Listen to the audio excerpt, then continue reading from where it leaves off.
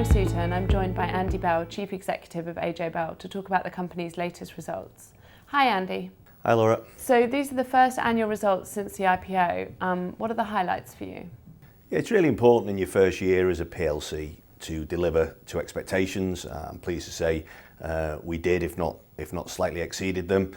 Our revenue was up 17% to 104.9 million. Our profit before tax up 33% to 37.7 million. And I think that really is just an endorsement of our strong growth story that we came to market with. Why is the platform market such a dominant force in retail financial services? I'd say the most popular feature of a platform is that it gives investors and savers control of their investments. It gives them diversification. They get access to all the funds in the market, all shares, gilts, bonds across a range of both UK and international markets. And you know, it also gives them transparency of cost, so they can see what they're paying for that service, and that is very much in contrast to the old way of investing with the more traditional providers.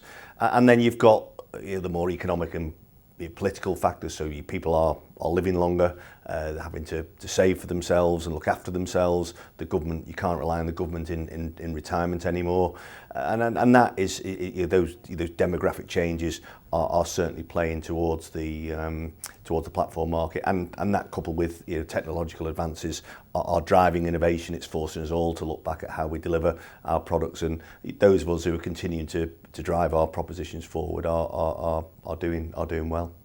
And how has AJ Bell fared in what is now quite a crowded marketplace? Yeah, we've got the benefit of operating at scale in both the advised platform market and the D2C or DIY platform market. The growth in our business is driven by both customers and assets, and ultimately they will drive our revenue and profit going forward. And our customer numbers are up over 232,000 now, up 17% in the year. Our assets broke through the £50 billion mark during the year. The end of September, on 52.3 billion, which was up 13% in what was a reasonably flat market for investments during that period. And how have you achieved that growth? Our central purpose at AJ Bell is to help people to invest. We offer a platform proposition for do-it-yourself investors, and we offer a platform proposition for those people who want to use an independent financial advisor. We have a primary focus on making our platform the easiest platform out there to use. I think that it's all well and good having the bells and whistles, but if it's not intuitive, more and more of our customers are what we call hungry for help or nervous newcomers. It needs to be intuitive for them, and then with that we have sort of three levers in the business that we focus on. One is service. We need to give a first-class service to our customers. Two is the functionality. We need to give people the functionality they want in terms of the tax wrappers we provide and the investment solutions that we give. And then finally, it's price. We have, I think it's recognised in the market that we do have a price advantage over most of our competitors, and that is something. But I think it's all of those things that people look for. It's not any one. And I think coupled with that, we have the scale. We have a very strong balance sheet. And that allows people to sleep easy when they leave the money with us. So I'm sure investors will be pleased to see that the dividend's been increased on last year. What's the company's dividend policy? Yeah, this is a 15th year that we paid a dividend since we set up. We're now in our 25th year as a business. Every year that we paid a dividend, it's increased.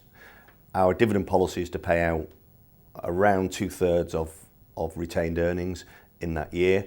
That may build up a surplus over time, which we will either reinvest back into the company, or we will pay out sporadically as a special dividend. The interim dividend this year was 1.5p that we paid halfway through the year. Our final ordinary dividend that we've just declared is 3.33p, giving a total ordinary dividend for the year of 4.83 pence, which is actually up 31% on the year. So a very healthy increase in the dividend, which is very important to many of our investors. we see the growth coming through in the business, and one of the benefits we have as in our business model is that our profits will turn to cash very quickly, which means we can pay those profits out as a dividend, and we have a balance sheet, albeit we need to hold some capital for regulatory capital. It is a capital-light business model, and we are a debt-free business, which gives us maximum flexibility in our dividend policy. And alongside the results, you've announced an interesting charitable initiative. Can you tell us a bit more about that?